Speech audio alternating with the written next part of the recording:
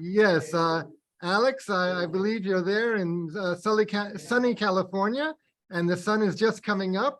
So please introduce yourself fully. Tell us about your work, and then please tell us a story. Thanks. I'm actually on the East Coast of the U.S. I'm in New York because I'm traveling. It is my mother had her 90th birthday, so I am here for that. I am a storyteller, screenwriter, and an award-winning documentary filmmaker, and live most of the time in Southern California, although I am obsessed with cold climates and snow, and oddly am living in a place where it never gets cold enough for water to freeze. Thank you for having me, Eric. It's very nice to be here. It's very nice to see all of you guys here this morning. For me, evening for a lot of you, but I'm very happy to be here. And this is a story for my friend Carolyn.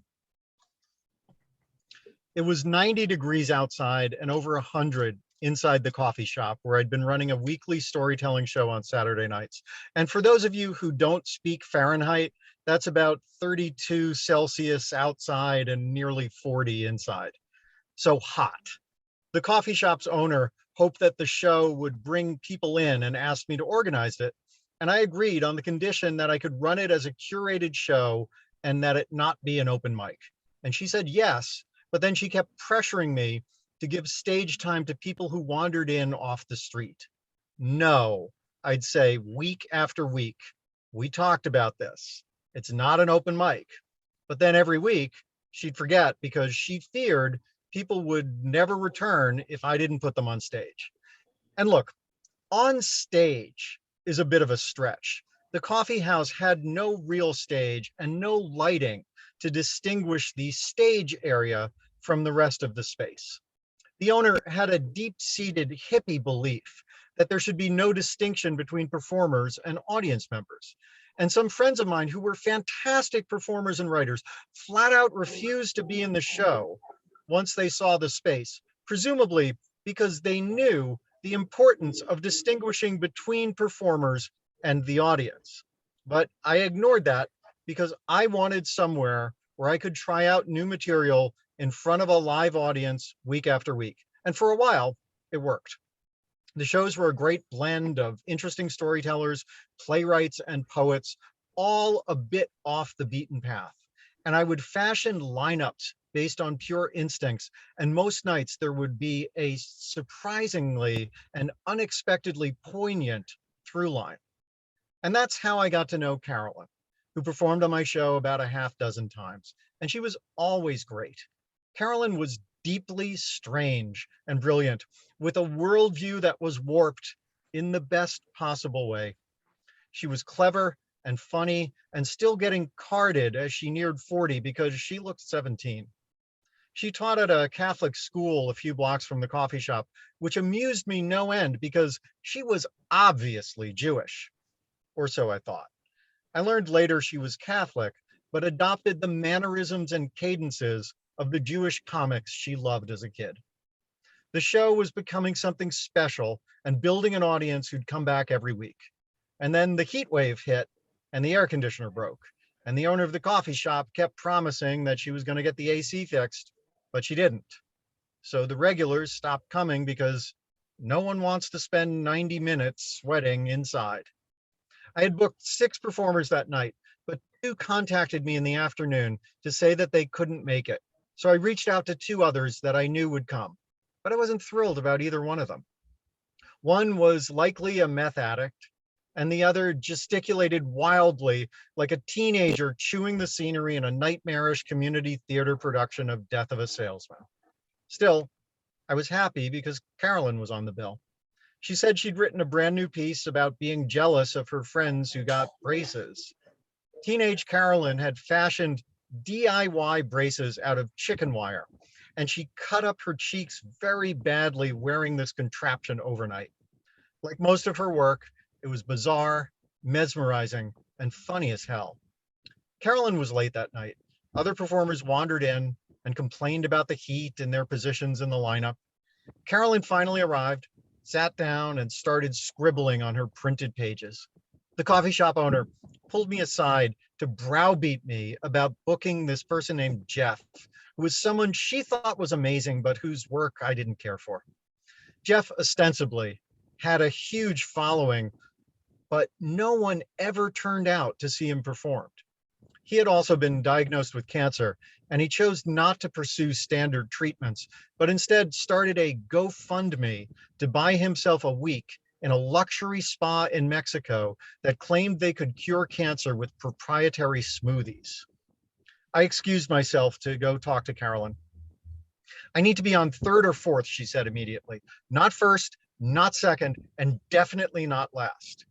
Okay, I said. She kept writing, filling her pages with handwritten notes. I remember arguing with her the last couple times that she had performed. She'd sit in front, wouldn't pay any attention, and would keep revising her pieces even as she approached the microphone to perform. Sitting there, I remembered that Carolyn, in addition to being effortlessly funny and compelling, was a neurotic mess. Hey, Carolyn, I said, remember last time we talked about you not revising your pieces once you get here? That's why I was late, she said. Okay, but you're still revising right now. I can see you. She looked up at me, stared for a few seconds, then looked down and started writing again. I'll stop when the show starts, she promised. But she'd promised that last time and scribbled glibly through the first four performers. Carolyn, stop. Why do you always have to do this to yourself? Because by the time Gilda Radner was my age, she was already dying. You don't understand how far behind I am. Remember how we talked about you finishing a day or two before so you can be here and be in the moment and learn how people react and then maybe revise your work later? No, she said. That doesn't sound like me. I sighed loudly. She needed to get her shit together, stop judging herself so harshly, and knock off the self-abuse. Most importantly, she needed to stop trying to be Gilda Radner and figure out how to be herself. But she wouldn't do any of those things. So I did something, and maybe it was the heat, or maybe it was my anger at the owner of the coffee shop, or maybe I saw too much of Carolyn and myself, and I couldn't stand to watch her squander her own talents. I was wondering if I was wasting my time and talent lugging a big, heavy music stand 4 or 5 blocks every Saturday night because there was no parking anywhere around the coffee shop. And was it self-sabotage that I wasn't spending more time writing instead of showing up early every week because the coffee shop owner put a table in the middle of where the stage was supposed to be if there had been a discernible stage, and she wouldn't let me ask anyone sitting there to move because, again, she feared they'd be offended and never return, so I would have to show up and wait for these people to finish eating and talking and then move all of the stuff myself. Whatever the reason, I just couldn't stand it anymore. So I reached out and I grabbed the pages out of Carolyn's hand. No more revising, I told her. You're an asshole, she said, wiping away a tear. I sighed and slid the pages back to her. She grabbed them and resumed making notes in the margins. Another performer came up to me with some minor crisis, so I left Carolyn alone. She kept revising after the show began, and because she was in the front row in a space with no division between the performers and the audience, everyone present could see that she wasn't paying attention, and I could feel her draining the energy out of the room. As usual, Carolyn's performance was great. People laughed for most of her 8 minutes. There were only 2 minor jokes that didn't land, and that was probably because she couldn't follow her own scribbles and mucked up the delivery. Afterwards, I sat down with her. She kept harping on those 2 failed jokes. Her lip quivered like she was going to cry again. Didn't you hear people laughing? I said. Do you not know that you killed? She shook her head. I don't think so. Felt like I bombed. Carolyn had great ideas and instincts, but she was paralyzed by a pathological blindness to her own talent. She'd complained endlessly to me about June, a local who appeared on many storytelling shows where she would recycle the same 2 stories, both of which were about the size of her ass. Don't worry about June, I told Carolyn. June would kill to have your talent. Okay, well then why do people book her instead of me? Because, I thought, she doesn't sit in the front and revise pieces constantly while other people are performing and clearly not pay any attention. But I didn't say that. I didn't say anything. Honestly, I was annoyed that she refused to take my suggestions and make a few simple changes that absolutely would have improved her life. I thought I could save her. Back then, I thought I could save everyone, even though that's not how these things work. Carolyn often performed in this show called Mortified, which is built around people reading their old teenage diaries and pretentious middle school essays. Mortified would fly her to different cities to perform, and she loved that. In 2013, she got a rescue dog and rented a room in a big house in the Hollywood Hills. Although the house was gorgeous, Carolyn was afraid of her landlady and would spend most of her time there, afraid to leave her own bedroom. In 2014, I urged her to stop doing Mortified. It keeps you stuck, seeing yourself as awkward and ineffective, I told her. You need to do things that make you feel triumphant instead of weak. Soon after, I stopped running the show at the coffee shop because it made me miserable to have the same arguments with the owner over and over again. In 2015, I was looking for a smoke detector in Lowe's when Carolyn called me. I'm still mad at you because of what you said about Mortified, she told me. And I'm sure you noticed that I haven't been talking to you. I hadn't noticed.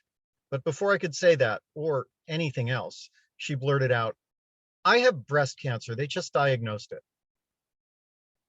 I stopped and said, look, I'm sorry I upset you with what I said about Mortified, and we can talk about that later if you want. But that's really not important. What's important now is for you to get better. And she told me the strain of breast cancer she had was rare and very aggressive. She'd had a falling out with the coffee shop owner, but they had once been close, so Carolyn called to tell her about the diagnosis. And the coffee shop owner just wanted to rehash their most recent arguments and wouldn't even wish Carolyn well. Carolyn started to give me a blow-by-blow account of this, but I stopped her. Don't waste your time or energy on anyone who's not on your side, I said. She's not worth it. You're going to need every bit of your strength, and anyone who drains your energy doesn't deserve your time or your focus. Something about Carolyn's description of her cancer sounded familiar. And when I hung up, I remembered that my friend Kat had the same kind of rare cancer. And I twirled the smoke detector package between my fingers while I called Kat and asked if she would be willing to talk to Carolyn, because I thought it would help to have someone who had inside information, and because Kat had literally just won the fight that Carolyn was starting. Kat said she was happy to talk to Carolyn, so I called Carolyn back with Kat's number as I was walking to the cash register to pay for the smoke detector. And I didn't originally remember this, but looking back at my old text messages, I see that I went with Carolyn to one of her early oncology appointments just after her diagnosis. She was afraid of hospitals, and I really hope it helped that I was there. Due to insurance issues, Carolyn ordinarily wouldn't be eligible for treatment at Cedars-Sinai, where Kat had been treated. But Carolyn's oncologist pulled some strings and got her into a special treatment program. Carolyn turned it down. Maybe she didn't feel like she deserved special treatment, or maybe she was spooked because Gilda Radner died at Cedars. I ran into Kat 2 months later. She said Carolyn never called her.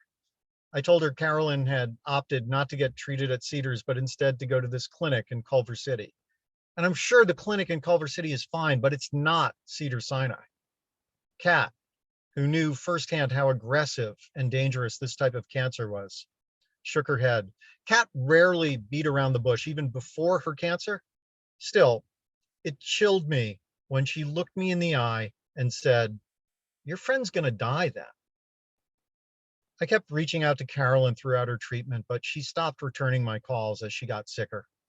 I circled back to our mutual friends, but they hadn't heard from her either. It seemed that Carolyn cut people off so she wouldn't be a burden to them. Unfortunately, Kat was right. Carolyn died in 2017, almost exactly 5 years ago. Looking back, here's what I know for sure. Carolyn had a medium-sized dog and a huge heart, and I miss her. Like Gilda Radner, her cancer went into remission and then it came roaring back just when it seemed like she was out of the woods. And I am sorry for everyone she didn't get to inspire. She left a big hole in the whole world which she certainly would have filled with her talent. I'm embarrassed now that I thought it was my job to save her, but I'm not sorry I tried. I'm still angry that she wouldn't accept treatment at a place I know would have saved her. But I remind myself that people make choices for their own reasons, and sometimes they choose not to save themselves. Mostly, I hope that wherever she is, Carolyn has found the happiness that eluded her here. I hope she understands how much joy she brought to the people who knew her. And although she wouldn't listen to me, I hope that Carolyn somehow managed to catch up with Gilda Radner somewhere so Gilda could set her straight and convince her to finally stop obsessing about those two jokes that didn't land. Thank you.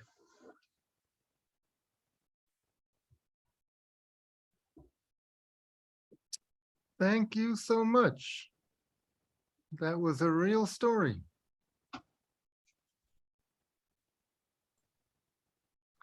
Now, I knew the title was For Carolyn. So as you were telling, I was thinking about what that meant, that you were telling the story for Carolyn or dedicated to Carolyn. I got it, that the story involved a micromanaging director type, stage director type, and I could very much relate because I also organize storytelling events. And so the story was, to me, it was about a micromanaging director who, was working with this person who wouldn't follow his instructions, his suggestions. So that was very engaging for me.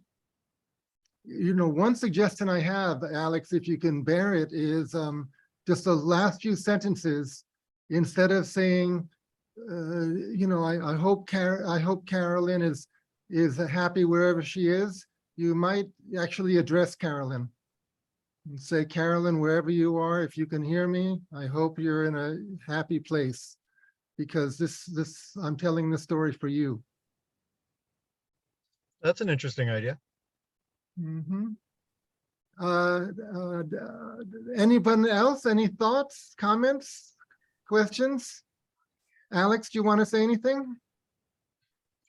No, thank you so much for having me. I really appreciate you guys being here and listening. I know it's strange to do some of these things at over Zoom, but and from a moving car. From a non-moving, from a excuse mostly me. non-moving car. All the movement is me like jumping around and balancing my laptop. Okay. Yeah, and you have an excellent connection. Thank you for that. Yeah. That's thanks Starbucks for that. Uh-huh. Oh, you're outside of Starbucks. Yeah. Excellent. Barry, do you have any thoughts? No, I just came in at the end, Alex, but I appreciated what I heard. And well, my thought is that, a story like this it's always hard to find the shape of personal narrative. So I said I came in the middle, Alex, but I enjoyed what I heard. But to encapsulate a life and a relationship in a story of limited duration is always a challenge, and I'm sure you went through that process figuring out what to keep in and what to leave out. But what I heard had a really lovely arc to it. Thank you so much, Barry. Appreciate it. May I? Go ahead. I'm so choked. I don't know if I'll be able to express myself. Well, thank you, Alex. That's the story that I needed to hear today. And I love the part where you say that I was mistaken, I was wrong, that I could save her. And I remind myself that people make decisions for themselves. That really stood out for me. And when you share a personal story, it's so real that you don't have to think about the words that come out, and you don't have to worry about the flow. It comes like like magic, and you created the magic. Thank you. A heart for you. And happy Thank you birthday to so, your mom. thank you so much, Priyanka. I hope I didn't butcher your name just now.